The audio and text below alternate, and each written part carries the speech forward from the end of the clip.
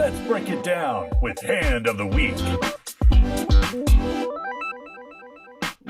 Welcome to Hand of the Week, where Patrick, our resident fish, and I dive into listener-submitted hands.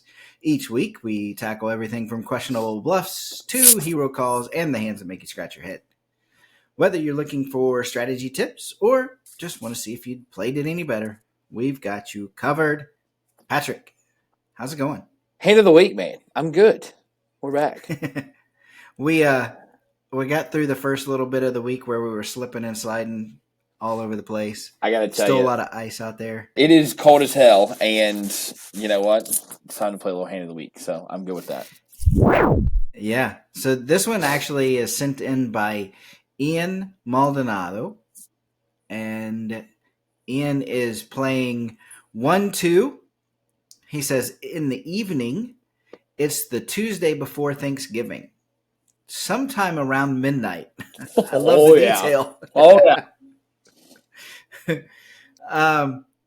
Two people limp to us on the button, and we have the Queen of Spades, Queen of Hearts. Ooh. We have played, I don't know how many consecutive weeks this is in a row, but we've played a lot of weeks in a row on the button. So we have, and they have not always been the outcomes we want. That is true. I mean, unfortunately, and that's why, our folks are sending it in. A very smart man named Joe once told me that we like heads up. Yes. He did. However, he did also tell me that his New Year's resolution for 2025 was that he was going 3 times the big blind. Well, we have 2 limpers, so it'll be more than that. Yes, it will. 10. No, 12. Ah. Yeah. I like 12. That's exactly what I was thinking. Yeah, 12. That's high enough. One of them's going away. They don't want to play. Yeah, we may not get it to heads up, but we'll probably get it down to – we may get it down to 2.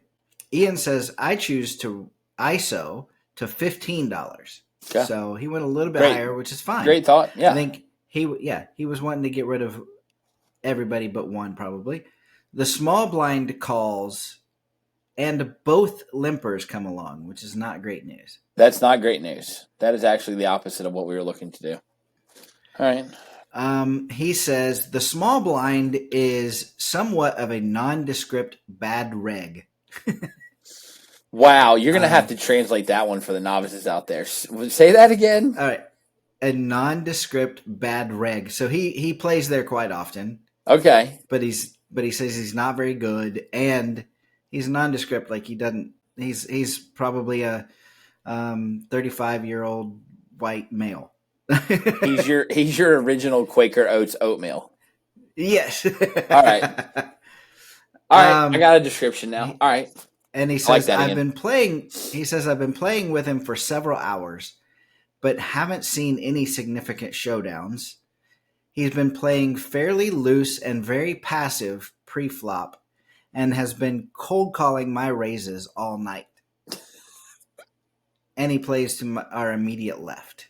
He says he's a bigger dude. This is a big description of the small blind here. I love it. He is a bigger dude and been drinking a session of bizarre comped beverages. First an energy drink, then several straight cognacs, then an iced latte or 2. At this point, he may be drinking both cognac and iced lattes at the same time somehow. See, at this point, Ian, I think the guy's legitimately, certifiably crazy, and I think you leave. I think you take your winnings and go. And he's sitting next to you. Dear God. Okay. For a nondescript person, he sure had a very big description of him. Energy drinks, cognac, and iced coffee. Yeah, and then he says, I should have a solid image at the table, but I have been coolered twice in the last couple of hours. Once in a hand with the small blind, where a separate player flopped a set against my overpair. And once against a drunken maniac, which it sounds like we have a fun table. We were all in pre-flop with aces versus pocket 4s, where the maniac spiked a 4 to win a $600 pot off me. Joe, I don't want anything to do with Ian's table, but I want to watch it. He says since that point I've been chipping up and now have around $600 in front of us. All right, so he's doing well. He says I cover the rest of those in the hand. All right. The flop is the 5 of spades, 5 of hearts, 2 of spades, and like you said, there's 62 in the pot, and it checks to us. All right, here's my 2 thoughts. You want to get rid of people for sure. You're holding queens. You probably still feel good about that. My other quick thought, and you're going to jump through, the line here, but my other thought was just to check. But the later you get into this hand with everyone, the more variables are out there, and you just have no idea what's going on. So I think you got to bet here. I think you got to put a bet in, and I think it's got to be close to half pot. Okay. Thoughts? I actually would not have jumped through the screen at you. Oh, really? I was thinking, one, it's not a super scary flop, but we have those 2 limpers to think about, right? Right. One of them could show up here with some kind of Jack 5. Yeah. My favorite hand, Jack 5. Yeah. 5, 6, pocket 2s. Your pocket 2s I was going to say, if I'm sitting at the table, this nutty table, I've definitely got 2s sitting here. So you want to check around to see what happens and go from there? I mean, I'm okay with that too. Yeah, because here's what I'm thinking. Because we want to get information. Right.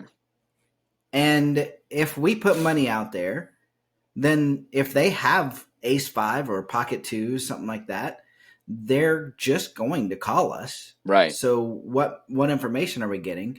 If we check, then come the turn, they're going to put the money in, and we can kind of get that information that way. Fair enough. Checks around then. And also, I mean, the other benefit of that is we don't bloat the pot, right? Yeah, for sure. With 4 of us going, that could get up quick. The old school way of doing things is kind of a delayed c-bet. Yeah. So we don't bet this one, but if nobody bets getting to us on the next street, we can put the money in. Ian, however, bets $20, and the small blind is the only caller. So that's good news. Well, that does. Okay.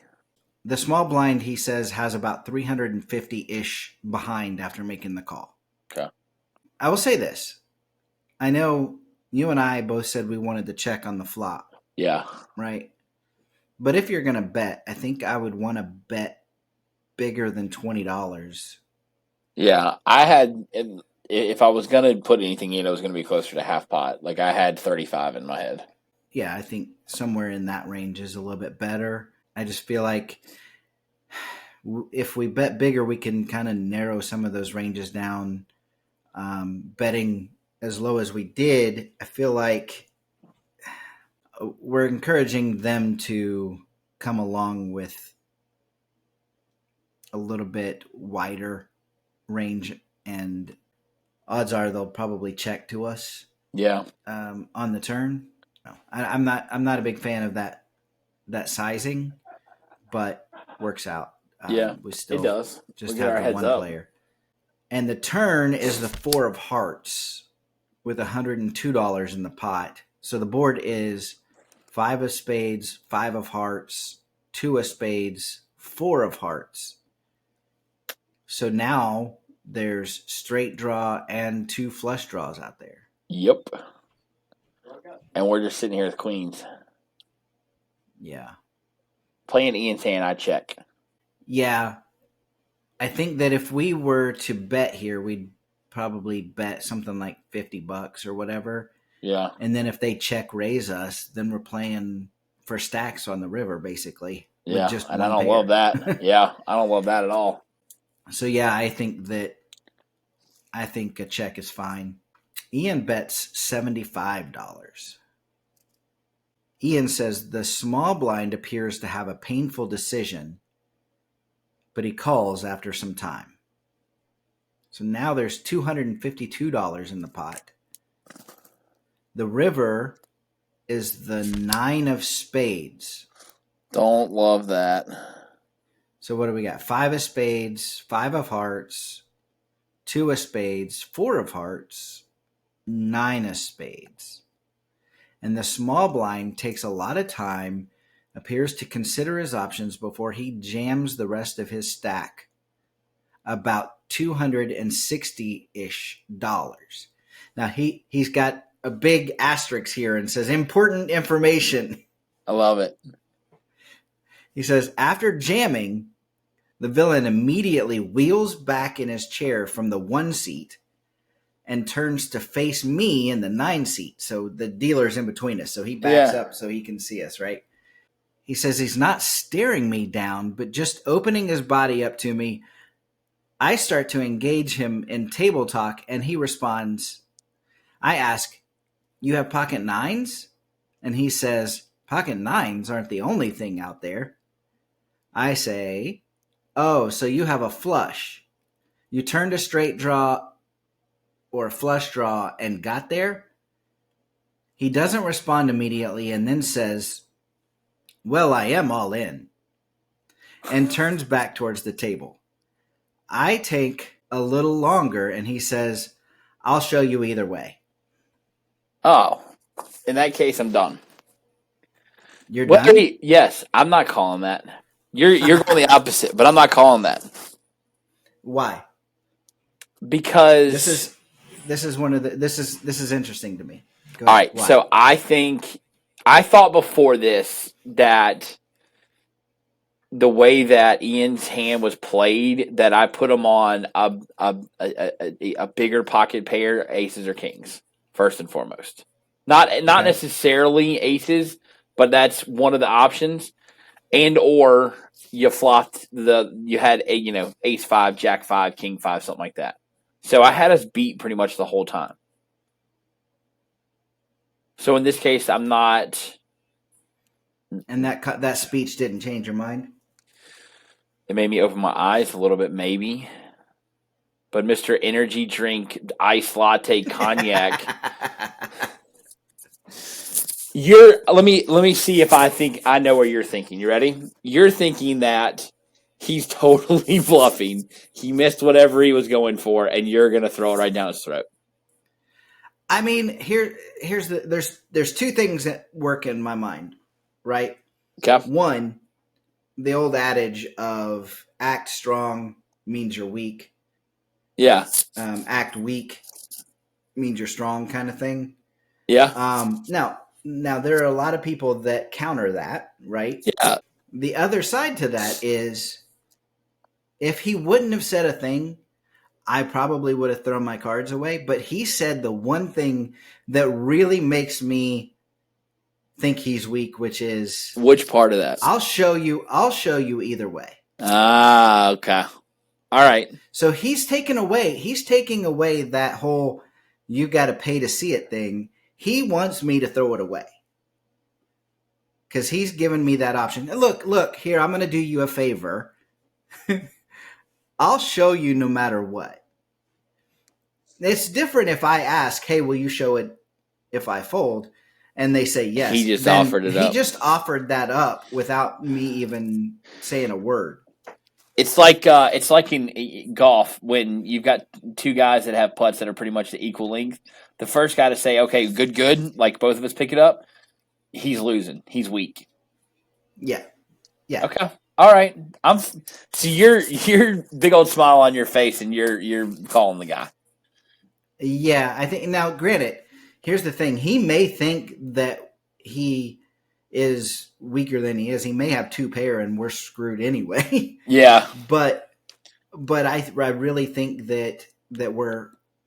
I really think we're ahead here. Okay. So I'm making the call. Ian says he folds and says, okay, show it to me. And the small blind turns over 2 red 10s.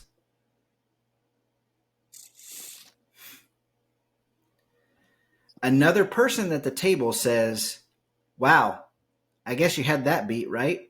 And I say, yeah, obviously. Villain then says, I figured I was behind, so I just pushed.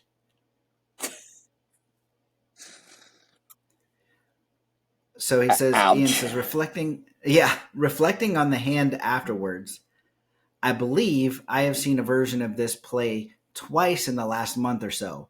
A fishy player suspects their hand is likely no good, so turns good showdown value into a donk jam on a flush completing river. Wasn't sure if you have seen similar plays, so I wanted to share here. I had a strong read that the villain had a smaller overpair on the turn, but the huge jam and confident table talk convinced me I had a fairly straightforward fold. In this sense, I think villain played his hand fairly well. If he had gone 120 and then just stared down at the board, I probably would have flicked it in pretty quickly. So I'm going to let you take this first, and then I've got some. Well, first off, throwing out tens is just brutal. I think. Well, I read the guy wrong. So I was Ian. I would have done nothing different. I don't think than you would have done, and I would have folded it, and I would be sitting here the same way. That being said, the only thing. No, I don't think I would have done anything different. I really don't, even knowing it. I mean, I would have played it exactly. I mean, the only thing that we talked about was not betting ahead of time and just, checking. And that could have, played a little bit of a difference, but I don't know that. I mean, it got it heads up. So, yeah. That's the only difference that I would have done from start to finish. And I don't think that speech. I don't take that speech as weak. I mean, I can see where you do, and I can definitely see where, like, the kind of the showmanship of it would have made me question it a little bit. Like, why are we mouthing off now? Or, is he trying to, it's like the rattlesnake, but does he have the bite? In this case, he doesn't. So, yeah, I don't know. I think Ian played it fine. I'm glad you didn't shove. Yeah, in the scheme of things, you should have, but I don't know. I would not have played it any different, and I would have been sitting in the exact same boat. Well, that answers my question a little bit too, though, because he mentioned at the very beginning that he had been coolered with aces versus fours, Yep. and then another one where somebody beat him. I don't remember what the hand was, but it was two coolers, right? And I wonder if some of that might have played into his decision here too. For sure. Oh God, here we go again. I got sucked out on again. This but joker I just think, hit a flush on the river, so yeah. I'm done it again. Yeah, and I think that the only way to kind of temper that a little bit would be to have worked on that pot control like we talked about at the beginning. Yeah, check that flop, and then and again, we got it down to heads up by Ian putting that money in on the flop. So take that with a grain of salt, but maybe he doesn't jam there either if we have a smaller pot size by that point. But I just that speech to me speaks volumes. I think that the whole act strong equals weak thing is one piece of it, but the bigger piece to me was him saying, "I'll show you either way." Yeah, it's like, oh, I'm trying to be your friend, and I'll show you either way. Nah, no, you're not. You're trying. Yep. So I think that in the future, if somebody throws that out there without you asking for it, yeah, then I would be a little more leery of that, just because why are you so willing to show me? Why are you willing to give me free information? Because you're not doing it because you're my buddy. No. Yeah, that's a good piece of tidbit to put in your repertoire for down the road if it ever gets presented again. But Ian, I appreciate you sending that in. It's a good one. And I mean, I will say, I agree with you, Patrick. I don't think he played it super poorly. Yeah. A few differences here and there, but it's just that River having the guts to put it in there at the end, or the read, I guess, is a better way of saying it. Because Yeah, it's not so much guts. Sometimes it is. In all honesty, I mean, we don't want to admit it, but at least for me, it is. But in this case, my read on it was exactly what Ian's was, and it just wasn't the right one in this case. So, wild cards, man. yeah, Mouthy wild cards. Guys sit next to you. Well, I appreciate you sending that in, Ian. If somebody else has a hand of the week that they would like to see how Patrick and I would play it, send it to podcast@anietmagazine.com. Patrick, I appreciate you, and we'll do it again next week.